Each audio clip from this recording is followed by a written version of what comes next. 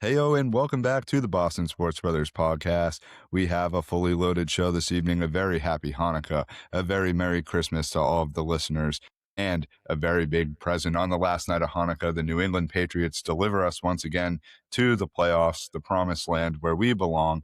And it was a great game. J-Matt, take it away in terms of setting the table. We'll go around the horn and talk all about it. Yeah, it was a great game. It was a nice comeback win for the Patriots. They were down, I think, 10 or 11 going into the fourth quarter, and they came back. You know, Drake had that fourth quarter dog in him, which was great to see that we haven't seen yet this season. So, woof woof. Another dog that was out on the field was Stephon Diggs. Gotta shout that guy out. He's an absolute baller, catching everything coming his way. Yeah, he's barking. He's got Cardi B on his side, so he's definitely barking away. Kyle Williams, good to see the rookie coming out too with that great catch down the sideline for that touchdown. Super poised to get that ball right, as he's right on the pylon and really just going out of bounds. And if it was a perfect throw by Drake too, so anything shorter or further that you can't make that play. So Drake was on point, on money. I thought the offensive line, I kind of want to shout them out too. I thought for the most part they took a lot of injuries.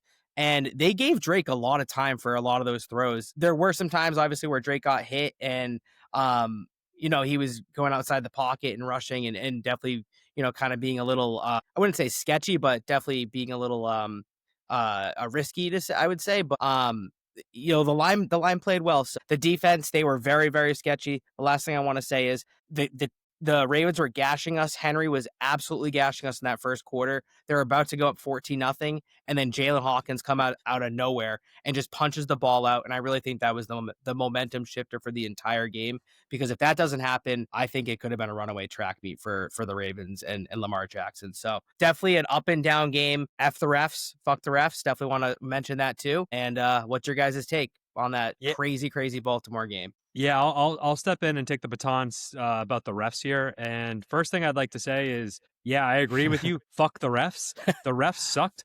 But I also want to be cognizant that the refs are not the reason why the Patriots won or would have lost the game. Yes, that was a significant pass interference call where Kayshon Boutte was interfered with multiple times on that one play.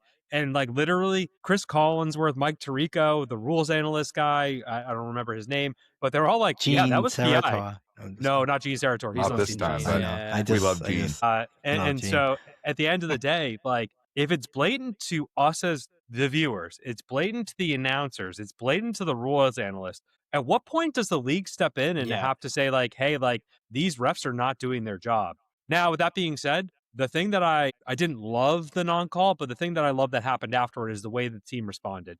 I was watching postgame last night, and Brian Hoyer actually said this, and want to give credit to him. The fact that they went through that adversity and just said, hey, screw it, we're going to play on and we're going to score anyways. To me, that is the bigger thing that I take out of this game, is the fact that they were faced with all this adversity and they said, hey, you want to screw it, we're going to do what we need to do.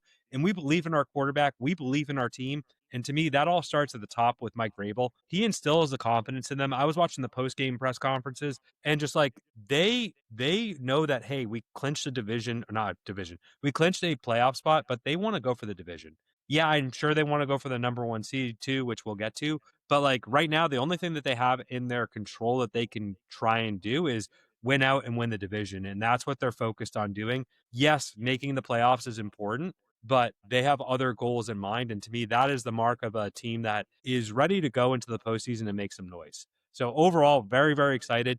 And just one last thing here. I would like to say that one of us was very negative before the game and had some very negative thoughts. And there were two of us who were very positive. So I want to just say, to the positive, the Metulski Bros being positive. Good positive job. Plotting. Don't worry, we'll touch on that. The boys were going at it. Hey, listen, you gotta have some you gotta have some banter in the group text. It was friendly. It was friendly. It was wonderful, Gabe. But you take two. I'm just the middleman in there. I try to mediate between everyone, and I love my brothers. I try not to argue. Yeah, that's that Western. You're the peacemaker. That's that Western mask rubbing off on you, just trying to. I'm a bro now. I'm hugging trees over here. Exactly. Getting splinters. My take is obviously a great game, great fourth quarter comeback for Drake May, as Josh said. One thing we need to touch on is all the injuries that occurred on the Patriots side of the football. 8 guys were injured last night. Fortunately, a few were able to return, so it didn't hurt, as Josh pointed out as well. Like, the O-line played pretty well, and thankfully some of those guys were able to come back and give it their all. That was nice to see. It's starting to worry me a little bit, the depth of our team, and they're taking big hits, and thankfully the Patriots play the Jets next week. They could probably take care of the Jets without a few guys playing, and that's fine. And same with Miami. At this point, they've pretty much thrown in the towel. But it just worries me with the playoffs coming up. I worry about this team's health and that being a factor for them making it far in the playoffs. And I also think you can't talk about this game without mentioning the Ravens side of the ball as well. And why weren't they running Derrick Henry in the fourth quarter? Just like he was killing them all game. I mean, they gave up 171 yards and 3 touchdowns on the ground.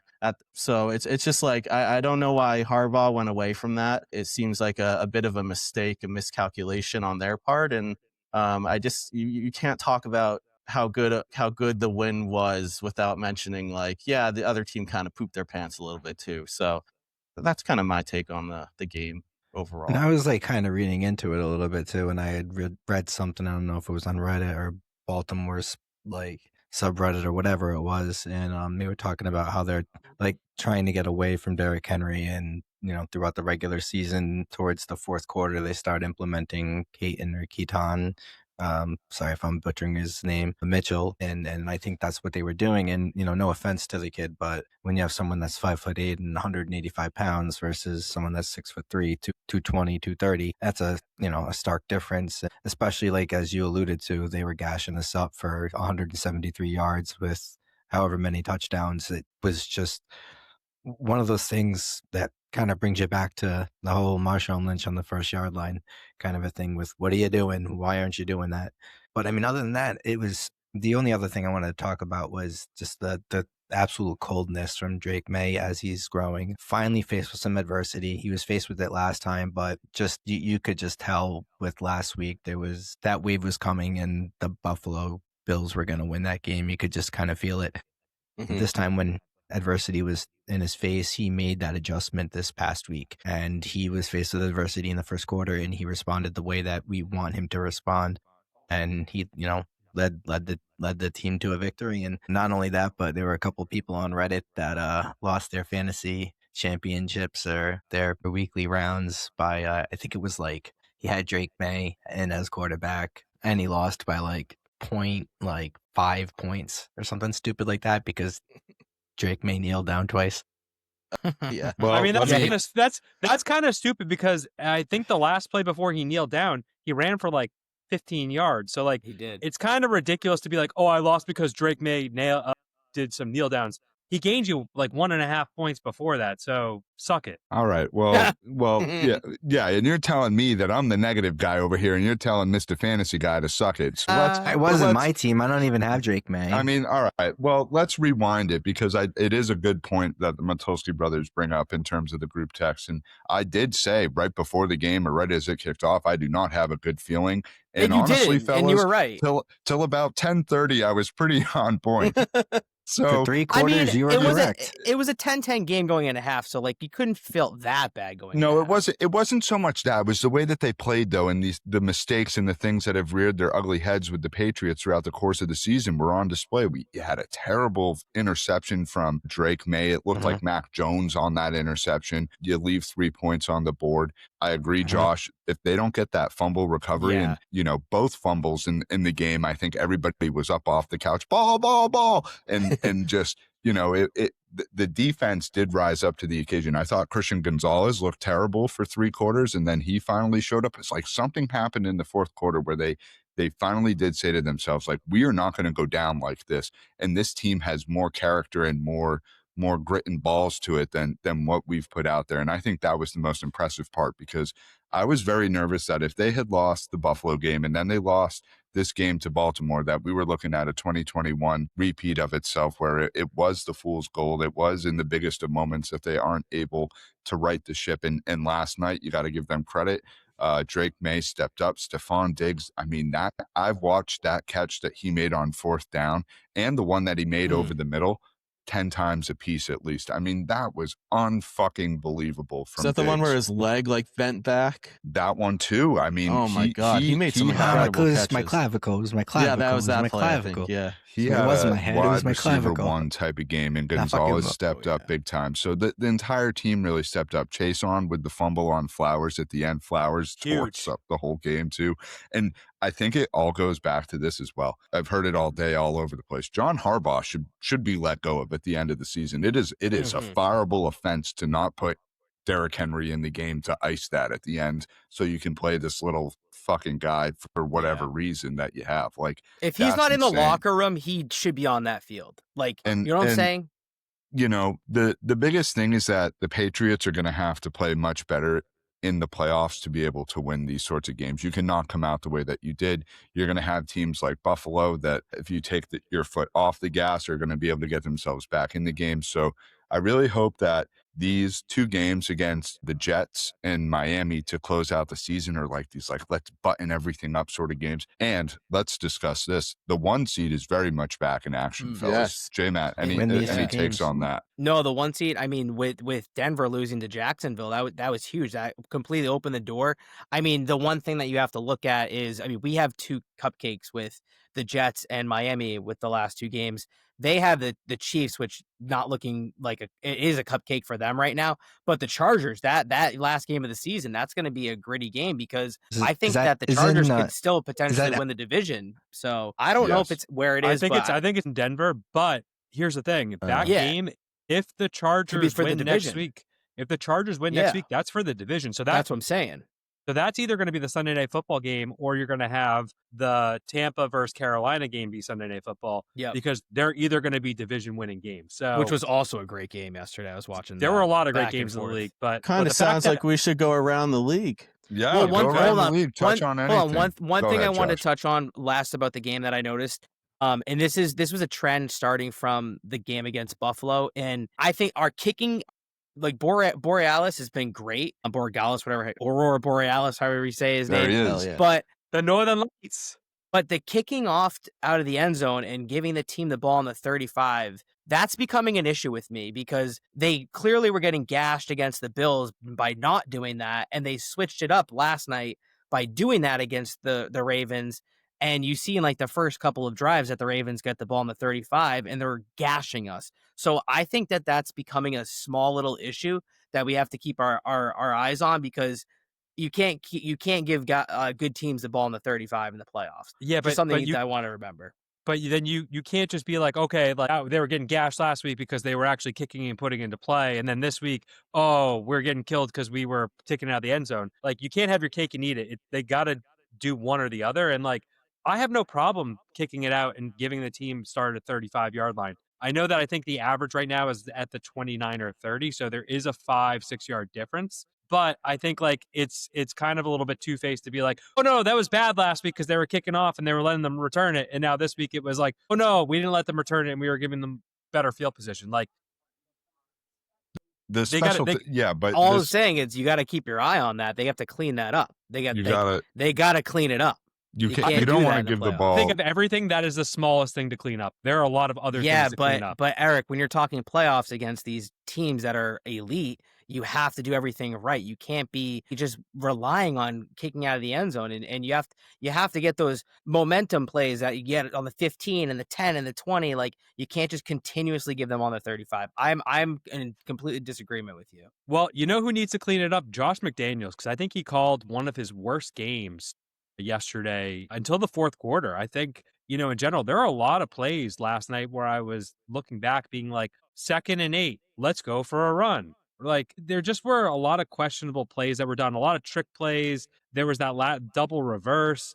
just a lot of things that I just really didn't think were good play calls. I don't know if anyone else The, felt that the way. worst play call of the night was the stupid fake fucking punt that Oh, they did yeah. that We didn't even with talk about Mapu that, trying to yeah. throw it across his body. But the And kicking, that's, listen, you know, you the got special double teams. They coverage. got to clean it up. yeah, special. I don't disagree, Special but teams. we I don't could disagree go with that. we could go round and round the merry-go-round in terms of special teams and what they can and can't do. The fact of the matter is 2 games left to go against division opponents. You can wrap up the division next week. Goal number 1, try and get the 1 seed. If things can play out the way that you need them to play out these next couple of weeks, get healthy, and anything can happen in the playoffs. You know, you have a win.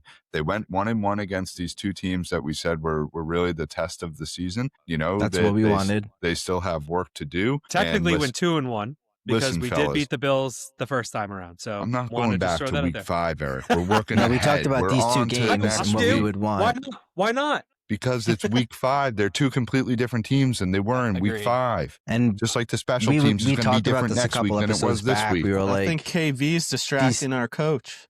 these 2 Hey, games. hey. No hey. disrespect. No disrespect Yeah, at no all. slander there. Absolutely not. All right, let's talk about around the league. Shut Anything down. else? Anything Burton. else, fellas, that you want to touch on that you saw? A day that really had some big implications. Gabe, thought you in said general you there wanted to were- go around. I want to. Can we start off with the Thursday night football game, because I think that was the game of the year. Yeah. And just like in general, like you have the Rams, who I think for me were probably head and shoulders above every other team That out was in the great. NFC, and they were dominating most of that game. And then Sam Darnold, who also did not have a great game, almost like Drake May, came alive in the fourth quarter and in overtime. So huge cojones by Seattle to rally in that game. And Puka Nacua, I think, went on for like 200 and some odd yards in that game, and like they were still able to dominate. That game had so many implications. It was implications for the division, implications for the number 1 seed. It went into overtime. I don't think we've ever seen a Thursday night football game that has ever been that good, ever. So got to shout out both those teams, because that was an amazing Yeah. game. I actually was in New York and watching that game with Erky, and we were both, as you guys know, that kid stays up till like 3 o'clock in the morning. So that was like, he was just making his coffee around that time, and we were watching the whole entire thing, and we were both like, holy shit, that is, wild. It was and like I was like looking on my phone, because I was like, holy shit, Gabe like waiver wired this tight end right at the last second, and he's in the playoffs, and the fucking dude went off. I was like, that's fucking wild. AJ Barner. Yeah, I was like, that's wild. But then I was like, wait, why doesn't he have the 2-point conversion? And then I was like, oh, that's because Charbonnet picked it up. But That no, was it the was wildest that was 2-point conversion crazy. of all time. I mean, But so so lucky for Seattle, to be quite honest. I mean, the fact Max was telling me was a that AJ backwards Barner just pass. walked it in for one of them. I don't didn't think know. he did. I mean, listen, it was a game of inches in that regard. But looking around the league elsewhere, let's touch on these games, if at all. Go ahead, Gabe. It was nice to have some Saturday football games on. I think this is going to be a common trend, right? Moving forward, are there more Saturday the games next couple coming up? weeks to get Saturday And games. playoffs, yeah. I love that. Yeah. So, first game, Philadelphia kind of crushes Washington, and then the game of the day, I guess you could say, is Chicago versus Green Bay. Green Bay was really kicking Chicago's ass up until the fourth quarter, and it's like very similar in a sense to the Patriots game, where Caleb Williams leads his team back and makes some really impressive plays, and Chicago ends up winning 22-16, and it's like that. I don't know. Chicago's turned it around over there, and I think you got to give credit to their new head coach. I'm blanking on his name. What is it? Ben Johnson. Ben Ben Johnson. That's right. Coach of the year candidate with Mike Vrabel. The two of them, For I think, sure. are neck and neck. I would take Vrabel over, but yeah. You can I don't really know, man. see I don't know, man. It's very close. I think this is a 2-man race. when you contrast and compare like Chicago with New England this year. They're kind of on the same trajectory, I would say, and it's kind of a Chicago cool contrast has now that more I'm talent. thinking about it. But yeah, that was a great game. I think Chicago now is the division leaders. Did they win the division with that, or they just took the lead? There's still more to be ironed out in terms of next week. We'll know a lot in terms of seeding and who will sort of be where. But I think one game I want to touch on is Buffalo Cleveland. Buffalo only eked that one out 23-20. And I don't know if it was like just playing down to their competition or if Cleveland has a great defense. We played against them.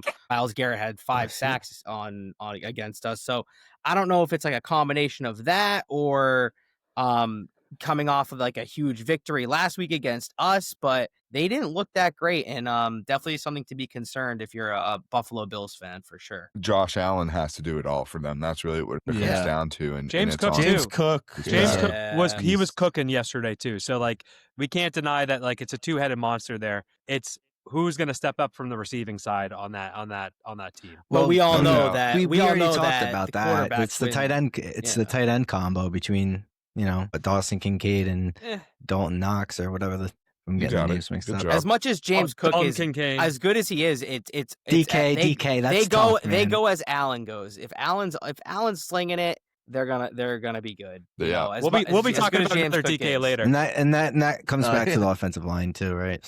You think about it though, Josh, this is the year that the Bills should theoretically be in a position to make the 100%. run. I mean, Mahomes gone, Ravens out of the way, Joe Burrow out of the way.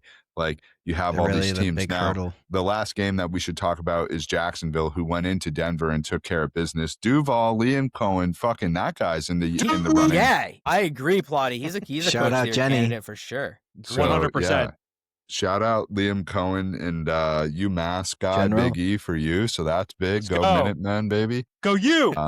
Let's go, And UMass. we have some connections to Go UMass. Coach Cohen through some friendships as well. So shout out to CC and Matt, who are cousins and went down to the game the other day. And I mean, yeah, he's been unbelievable. And Jacksonville goes and puts the Patriots in a place to potentially get the 1 seed. So as we talked about, these other games, these next few weeks have huge implications. Let's keep talking football, fellas, because we got a lot on the plate to still get to as well. College football playoffs, we set up now for what should be an epic weekend with the top teams. We don't necessarily, I think the only game that really like interested me a lot was the Oklahoma-Alabama game. Yeah. Alabama comes back, impressive win on the road. And the Miami-Texas A&M game was like, defensive Dog struggle, ugly. But it was a good game. Ugly It was a game. good Impressive game. that Miami That was came like- away. That was like Yeah, it's 100%. football. Yeah, and the other two games were Harding really Gritty. blowouts. But any takeaways from those games, fellas, or anything that you're looking ahead to with this upcoming weekend? I in just the think slate?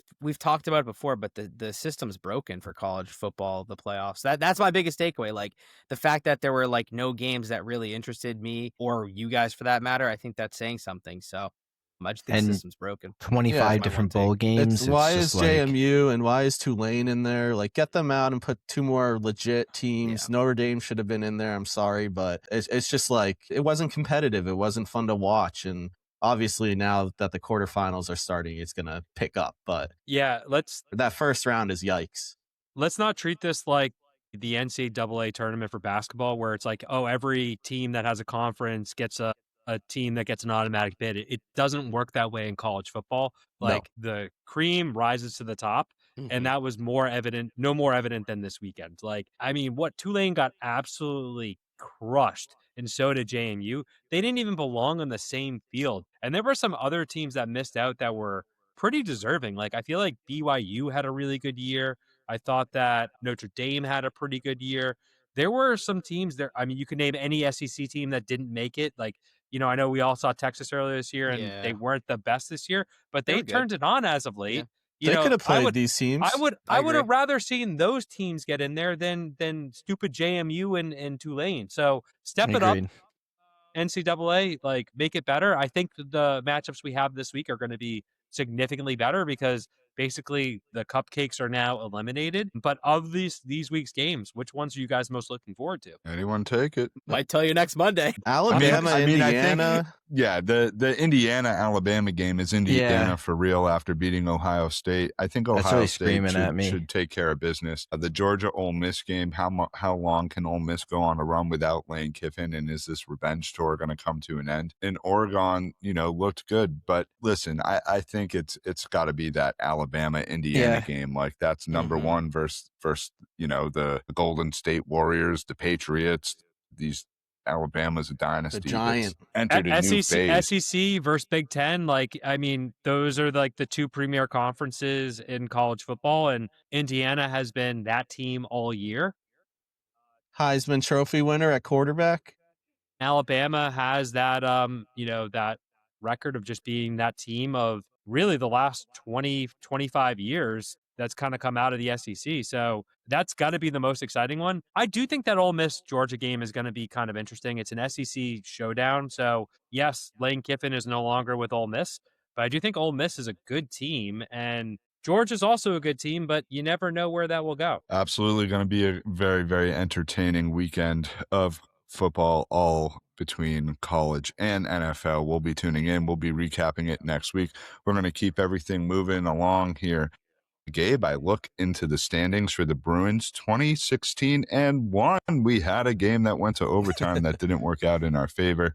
Yes, J-Matt does the roller coaster. It certainly is a ride that is up and down right now. Gabe, take it away on the Bees. Absolutely. Yeah, the Bees take a hit this past week. It started off hot. They beat the Utah Mammoth 4-1. Geeky was looking great, and hopes were still high. And I mean, hopes are still high, but they then go on to lose 3 in a row. Lose to Edmonton, lose to Vancouver in overtime, and then get smacked by Ottawa.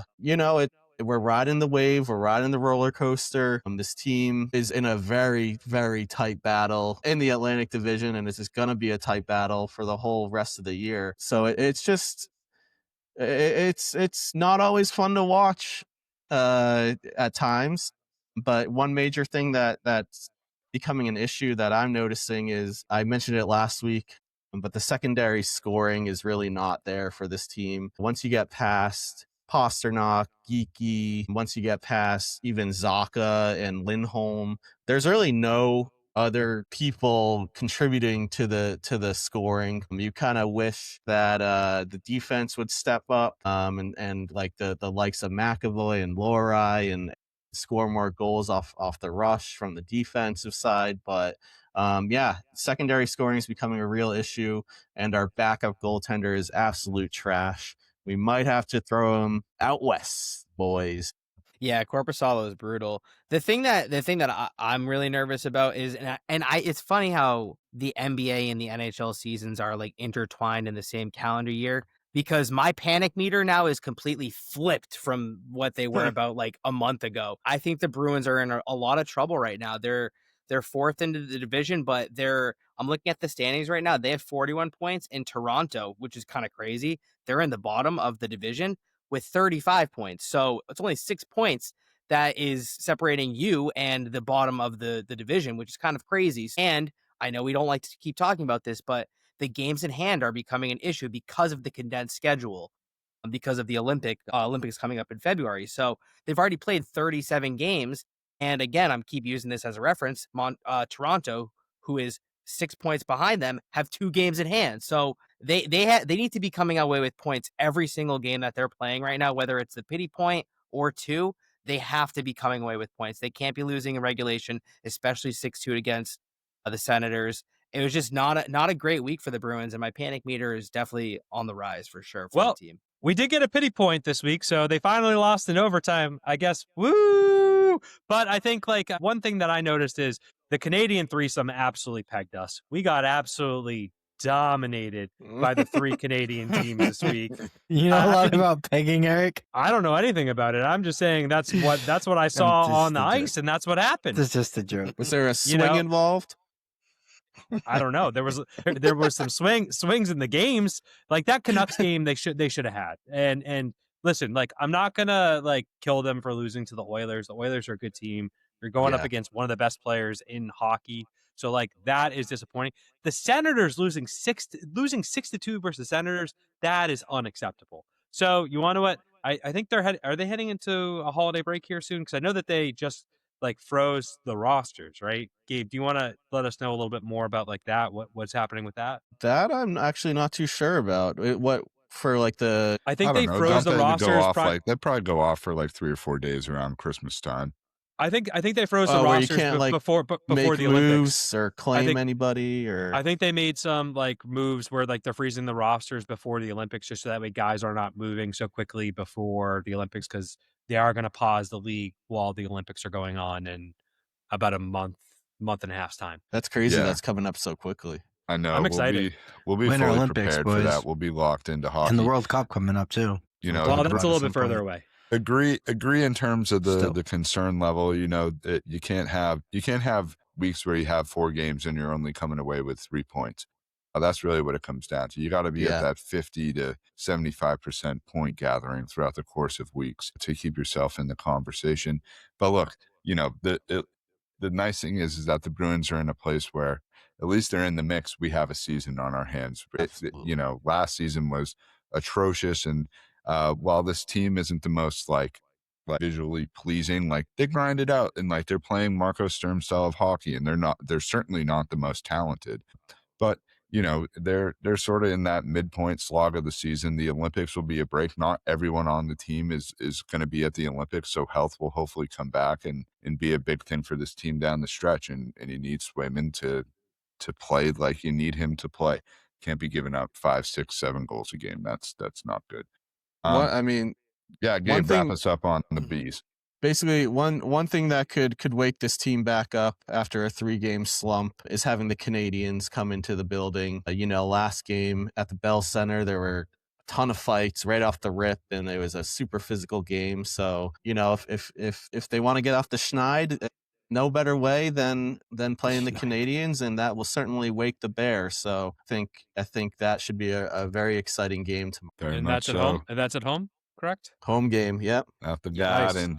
Speaking at home, there's a game going on at the Garden right now with the Hey, Celtics and the Indiana Pacers. So I think let's get the Bull Gang out here and let's switch over the ice to the court and talk a little bit of the local Boston Celtics.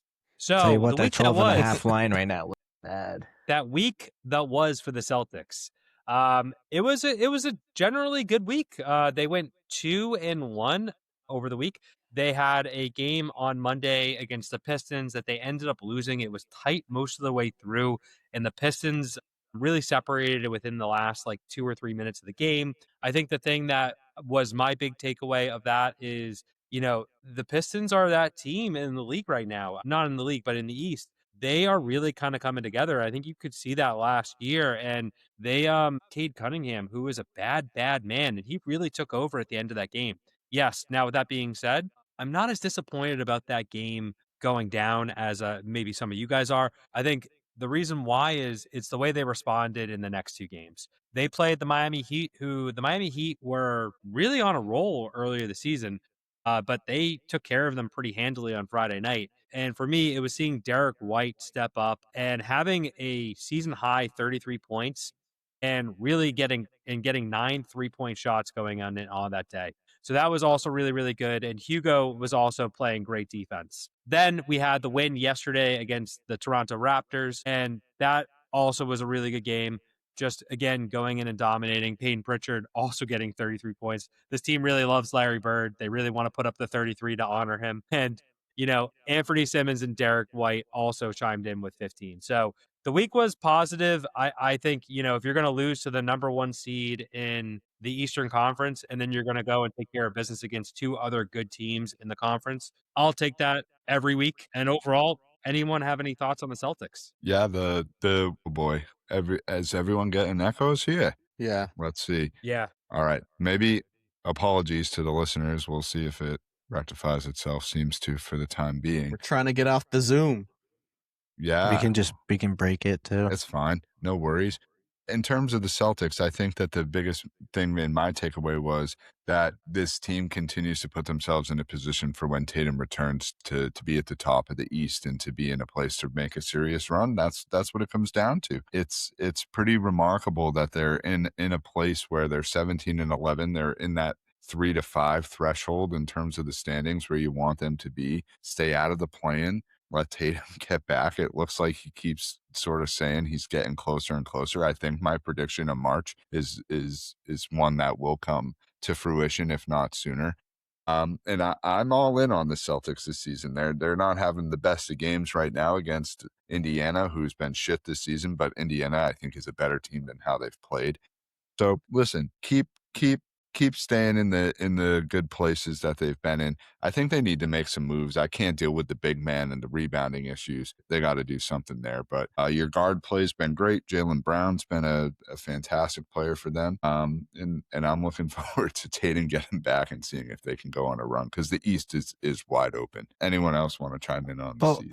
I mean, not for nothing. I mean, so far, I mean, at least the last 3 games, we've actually out rebounded every team that we've played, which is kind of nice.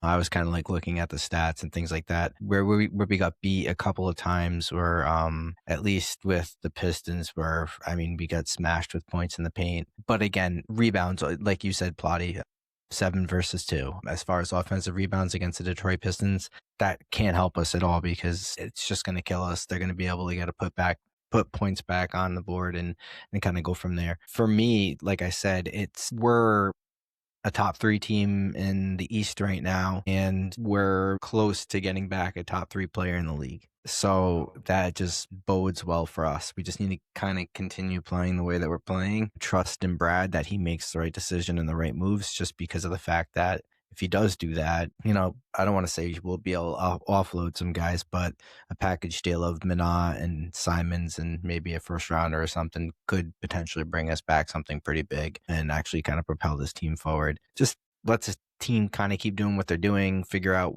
who they are, what they are, all that kind of stuff. It seems like Pritchard's starting to kind of come around, and all those guys are kind of starting to come around as well. Joe can kind of dive deep into his bench. He can, you know, buy another Wolf if he wants. I know his wife wasn't too keen on that.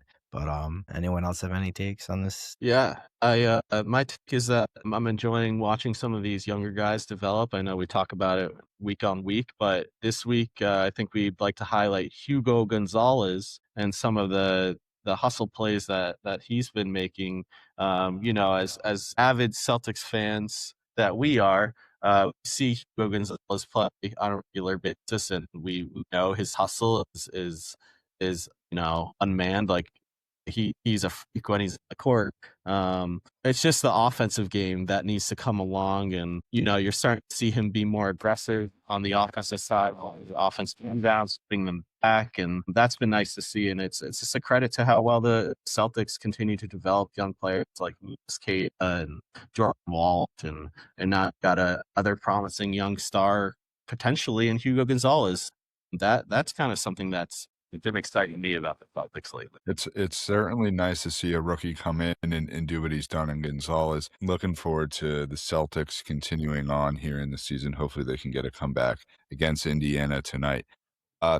Team that entered the chat yesterday in the midst of everything going on was the Red Sox, Sam. Finally, somebody poke them with a stick. They did something. What is that something? And that there's much more still to go, my friend. Yeah, so it looks like the water's finally moving. We're making a lot of deals with St. Louis. So I'll take this. This was something that was being talked about throughout the winter meetings. This was something that was being talked about kind of throughout, you know, after the fact, was Wilson Contreras. I personally love the deal. They've showed a spray chart. You know, the Redditors do their Reddit things.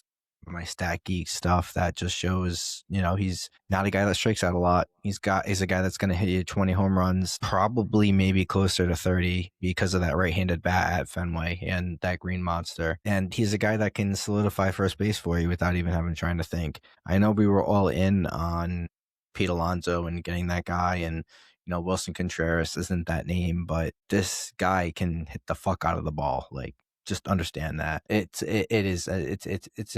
know the guys on WEI were saying, oh, we're just Wilson Contreras better. And it's not just that. It's this guy is going to bring a lot more to the club than just leadership. So for me, we got to make another move. We got to sign Bregman. Scott Boras right now is obviously, as you guys can see, driving up the price with, what's it called? Trying to say Arizona's a team, trying to say Toronto's a team. From what everyone was saying and again, Reddit isn't a good source. It's just these guys are all baseball savants, and they're just kind of on top of it, and they break shit down. With the $8 million that St. Louis is eating, it might allow us to be able to give the 6-year, $170 million contract that Bregman wants. And at this point, to be completely honest, in this type of day and age, in this kind of game, he rightfully deserves, and just give it to him and just be done with it. And kind of move away from it. And I kind of put down a projected lineup of what it would look up as of today. And I mean, it's really not a bad looking lineup with Jaron Duran, Roman Anthony, Wilson Contreras, Marcelo Mayer, Trevor Story, Wheeler Abreu. You got Yoshida or Sadon, Carlos Narvaez, Christian Campbell. I mean, we can put a solid lineup together. There's no doubt about that in my mind. So with that being said, you sign an Alex Bregman and really solidify this lineup down. Now you have an issue of you got too many outfielders. You gotta go on to someone else. That's where you can kind of package up a trade of a whole bunch of people and get an actual number 2 starter. And then not only that, but you also package up a trade, because as you guys can see, our rotation, we have like 5 people competing for the number 5 spot. And you get a legit number 2 guy, and this team's a much better team. You get some bullpen help at the end of the day. You know me, I'm counting down the truck day. A little over a month. It's coming sooner than you think, Sammy boy. For first couple of weeks of February. Don't sleep on it. Believe me, it'll be here quicker before you know it. We had the solstice yesterday, so now we start to get a little bit longer days, everybody. Which is always. And don't forget, of that $350 million that we gave to Devers and then got back, we only gave only $160 million went to Roman Anthony, right around more there. To go. They got $150,000 to spend. So hey, guess what, John? Get off your fucking ass and do it. It's a nice start, but there's so much more that needs to happen for this team to be competitive. So let's. Why? What else do you think they need to do besides adding one more big bat? You think that one big bat is all they need? They're pretty close. Yeah, I do. I think this team needs more than that. What else do they need? I think they need bats on the bench. And I think that was proven by what happened last year in the playoffs. When Roman Anthony went down, they didn't have anyone that could come in and really replace him. Well, who else was down when Roman Anthony was down? You're not going to replace Roman Anthony with whoever you have on the bench. Let's just be honest, right? Yeah. You're just not. I mean, he went down. I just still think this team doesn't have enough juice, even if you bring back Bregman. That's my own opinion, though. Again, I was a non-believer last year, and I'm a non-believer right now as the way the team is currently constructed. I would love to be proven wrong, but you know, Mr. John Henry sitting on his. Well, they did last year. What do you mean? What did they do last year? They got into they were a much better team than you thought they were going to be. What I was saying last year was I still never bought in, even though the fact that they went on a run in the second half, because they were a team. I think you were riding the Red Sox high with the rest of us when they got to the playoffs. It was a very disappointing exit against the Yankees. They should have won that series and gotten to another round. But last season for baseball, I think we were all pretty happy campers over here with the fact that they. I didn't even get in until September. I was the last holdover, and it took me until the final month of the season. You made it over the fence eventually. Well, you want to know what? Who's not over the fence? Who's back over the other side? Me. So I'm back on the other side of the fence. So why? Because they picked up a bat that you don't know. I know who Wilson Contreras is. That's not the issue. It's more of the fact that, like, why couldn't they have gone in for Alonso? Why couldn't they have gone in for Schwarber? It's because they are fucking cheap.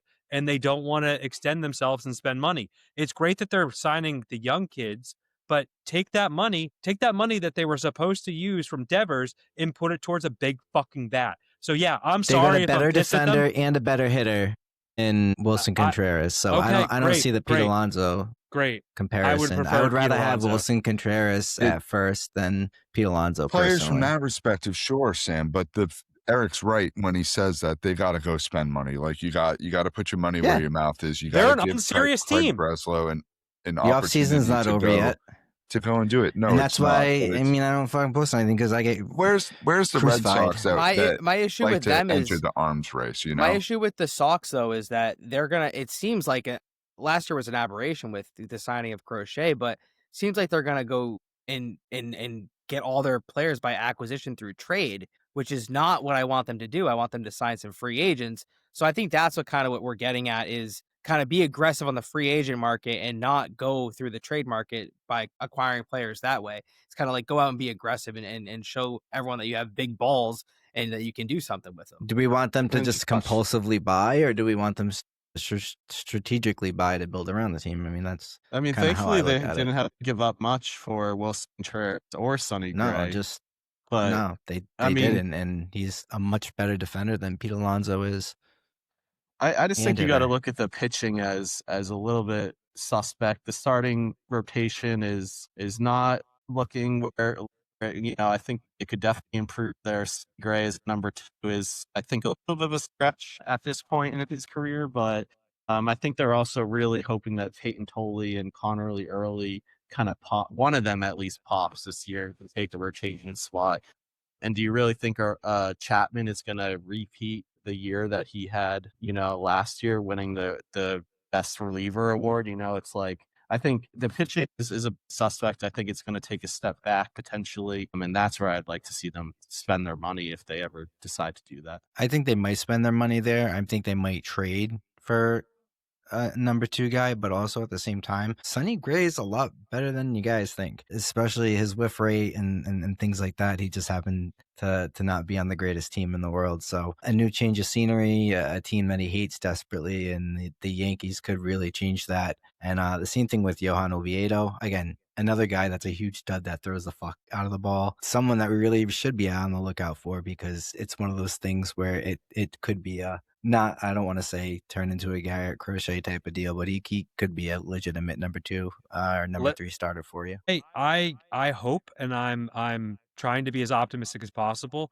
but I think the thing that bothers me is when you go back and you look at the way that this team has been run over, let's say, the last 7 years. 2021 was an aberration, and to me, it feels like 2025 might be that aberration as well. I hope I'm wrong, but it just seems like this team, I just have a lot of questions about their roster building and where this team is headed. I hope I'm wrong, and I want to make sure that I'm on record with that, because I would love to have a great season, but I feel like I'm right back where I was last year. Put it in the books. We want Big E to be wrong here on the Sox. Kraz, good stuff on Contreras. Looking forward to not having Pluto at first base. Let's take a trip to Pluto. We like to visit all the planets, especially around this time of year as you fly around the solar system.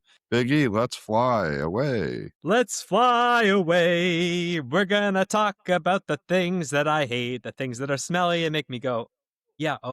And then we're going to talk about the things that we love, the things that make me get up in the morning, the things that are stupendous, that are fantastic, that are wondrous, the things that make me go, yeah! Who's got a yeah-oh or an oh yeah this week? Take it away, anybody. I'll go first. You go for it, Sam. I was just going to talk about, I don't know if you guys watched we have a bunch on, but I'll just start with the Jake Paul fight. We'll keep it into sports really quickly before we jump into other things. What was I going to say? I don't know if anyone watched that or not, but both him and Andrew Tate getting their asses kicked this weekend was great. Yeah, it's a sad state of affairs for boxing. Jake Paul ran around like a little pussy for 5 rounds, and then the ref literally said to him, he's like, people didn't come here and didn't sign up for you two to be like this. And Joshua just said, okay. I mean, I also think Netflix was like, hey, can we like at least get 3 or 4 rounds out of this? And Joshua just delivered a jaw-breaking, quite literally. 2 pieces. Yes, hello, Josh. Nice to see you. And just took him out. Finally, Jake Paul like getting fucked up, but like then he posts a picture with his $50 million on his private plane, and it's like you're not serious about this. Like, I would love to see the Anthony Joshua Tyson Fury fight if that's something that would be legitimate. Now there's a heavyweight title bout that would be something I would want to see. Let's keep the train moving. Gabe, you were ramped up, ready with a oh yeah. I was ready to go. Sid the Kid, Sidney Crosby passes Mario Lemieux for Penguins all-time points leader. Penguins all-time points leader. Big deal. Oh yeah, to Sidney Crosby. It's a huge deal. Yeah, Absolutely. I mean, growing up, of course, we're all Bruins fans. We're probably don't love Sidney Crosby over here in Boston, but you still got to appreciate the great players in this game and the great moments when they happen, and that's a huge one. I mean, Mario Lemieux, everyone knows that name, even if you don't really follow hockey. So those are 2 all-time greats. Exactly. Yeah. All right, keep it moving and grooving, boys. Looks like we got a birthday shout out today. Anyone want to give a big birthday shout out? Yeah, I got this one. I'm gonna shout out our boy Trevor Haas. Sup, Trevor? Happy birthday to you today, and we're looking forward to having you on in the spring to talk a little NCAA tourney with us. Undoubtedly, Trevor will be back Happy with us birthday, to break Trevor. down March Madness. Happy birthday, Trevor. Happy birthday, bruh. Big E, as well, coming up tomorrow. Yes, tomorrow. Is that tomorrow? We won't Tomorrow's say Big E's birthday. Happy we birthday, won't Big say E. his age. He's younger than he looks. Let's put it that way. The Larry Bird year. Whoa. Larry That Bird. hurts. That Larry hurt. Bird. Let me. All right, Krasner, you took a trip down Did. to the Big Apple this Turkeyland. weekend, and you had a big time. Tell Turkeyland. us about it. Yeah, I mean, it was, unfortunately, I wasn't able to go with you guys to the Rape concert over in Boston.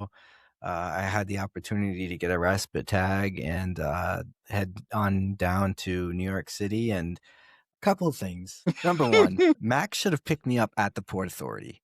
Okay. I've never used their underground railroad Oh, you system, had to use which the is fucking subway. insane. Underground First off, road. like it's another world down there. There's Oh, New York yeah. City, then there's the underneath. So I don't know. There's the what underworld. The, fuck is The going on. underworld of No, New no, York no, Let no, him no, go. no, Let him go. No, please. it got so he should have been like, all right, I'll be right there when you get off the bus. Max, I love you to death, but these are the things you got to do, brother. You got to be. I don't know the fucking subways. I'm from Rhode Island, brother. We don't have subways here. Okay, I barely know the MBTA, let alone the subways. All right, there's A through Z line and 1 through 10 line. All right, you say, oh, take the Q uptown. What the fuck does that? I don't fucking know. Okay, Dude, there's a thing besides called that, Google Maps. Do you ever try using that? I did try, and fucking New York's confusing as fuck. You do it. Anyways, I've done it. so- I've been fine. Take So the I Q got line there. uptown. Regardless, I I can just hear got Erky there, saying that. and we have a good time. His brother's very welcoming. Let me into the apartment. I stayed there. It was a great place. We hung out, had an awesome time.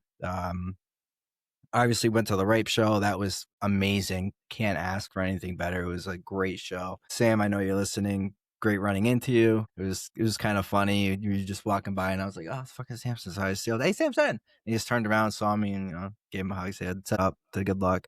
Killer show. I mean, they kill it every time. And that venue was something, dude. I mean, those were 40-foot cathedral ceilings that were like Gothic architecture on them, and they had these lights going, and it was just an unreal show. So really, really cool experience. Then ended up going bar hopping from 85th all the way back down to 52nd. So that was fun too. So good time. Erky felt like shit the next morning. I didn't because of thank you, Lenny, for liquid IV and your consumption of it, because I consumed a shitload of it. I got an oh yeah for last night. We had boots on the ground. We had Jeff and Lenny and Abby in stadium for the Ravens and Ravens Pats game. And I don't know if any of you guys saw this, but I got a pic from Jeff. But our friend Lenny had to take a doze in the middle of the game yesterday. Classic. So Lenny. to Lenny doing Lenny things. Absolute classic. No surprise on that. Just cover, baby. Wrap up the Ripe Talk with Sam Krasner. Cousin Sam said it was one of the best shows that he thinks that the band has ever played, and I do know that that show is getting professionally recorded to be released as some sort of special concert, some sort of special Check out the set audio. list. So That's cool. sick, Sam, that you were there. It will be out at some point in time. I did hear that through the grapevine. So if you're a listener of the show, you just got some interesting Ripe news there. Inside sources. Inside scoop. Let's wrap it up. Maybe it was Lenny getting shoved by DK Metcalf. Oh yeah, big quick, yeah. But we'll see what unfolds with that. Oh, he got 2 game suspension. games. Yeah, That already came down today. he might appeal it for 1, but we'll see. I think he's gonna get suspended for 2 because he should have been ejected yesterday. To be honest, I don't trust the fan though. What did the fan say? I mean, I know you can't cross apparently- that line, but still, like if you're saying You're a some professional. swear, You're a professional athlete. You can't do that. Fans agree. in the I agree. stands, players on the field, fans on the stands, players on the no ice. malice in Now the I palace. was about to say, have we learned nothing from the Malice in the Palace? Well, that's We why learned that's why basketball is truly unbelievable, because if you're sitting anywhere close to the court or you're on the wood, like you're literally a part of the game. You're hearing all the shit talk. You're seeing everything. Like, it's another world down there when you're close by. So that wraps up the oh yeahs and yeah ohs of the week. A good list of them. Once again, add to the holiday season. We really hope everybody enjoys it and has a great time with family and friends coming up this week. And let's maybe enjoying some Stranger Things too, if you're into that. perhaps, but you know where a lot of people are going to be the next couple days? That's right on the Mass Pike. Let's take the Pike home. Let's park the car. J-Matt, what are you looking forward to this week around the NFL or with the Pats? Pats, Jets, I mean, we don't really have to go into that. They should wipe them. It shouldn't really be close. Other games around the NFL that I'm interested in, there's one in particular that just caught my eye, was the Texans versus the Chargers. And I think we need the Chargers to win that game as Patriots fans to try and hope that they can win that division, but also that coincides with the Pats have to win out too. So, because then things could get really sketchy if they don't, and then the Chargers win and all that. But that's going to be a good game, Texans versus Chargers, in my opinion. Absolutely. Gabe, what are you looking forward to with the Bees? We got a nice tilt, as I said earlier, with the Montreal Canadiens tomorrow night. That should be, as always, a great rivalry to watch. And then on Saturday, they're at the Buffalo Sabres. I believe that starts a stretch of away games for them.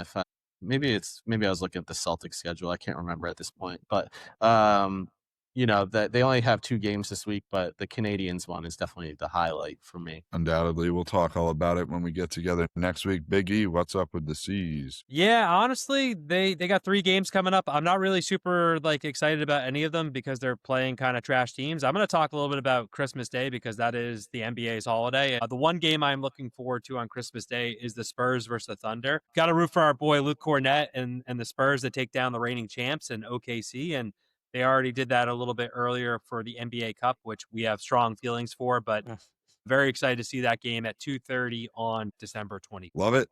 Kraz? Chuck Day. Truck Day. Beep, beep. It's coming. It's coming Approximately soon. a month, 2 months. Don't you forget it. All right. Boys, girls, ladies and gentlemen, near, far, wherever you are, we thank you for tuning in to the Boston Sports Brothers podcast. We'll see you next time. Peace. See ya. Later. Good night.